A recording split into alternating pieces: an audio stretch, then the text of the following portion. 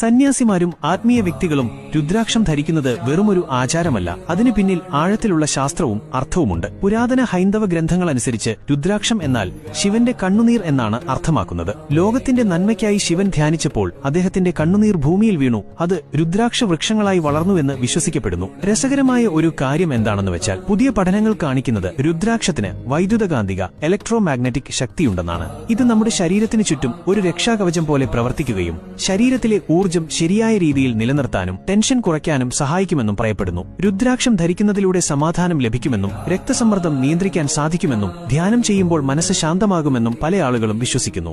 രുദ്രാക്ഷത്തിൽ പല തരങ്ങളുണ്ട്. ഏകമുഖി, പഞ്ചമുഖി എന്നിങ്ങനെ പോകുന്നു. ഓരോന്നിനും അതിന്റേതായ ആത്മീയവും ആരോഗ്യപരവുമായ ഗുണങ്ങളുണ്ട്. 5 മുഖങ്ങളുള്ള പഞ്ചമുഖി രുദ്രാക്ഷമാണ് സാധാരണയായി കൂടുതൽ ആളുകൾ ധരിക്കുന്നത്. ശിവപുരാണം, പത്മപുരാണം പോലുള്ള പഴയ പുസ്തകങ്ങളിൽ പോലും രുദ്രാക്ഷത്തിന്റെ ശക്തിയെക്കുറിച്ച് പറയുന്നുണ്ട്.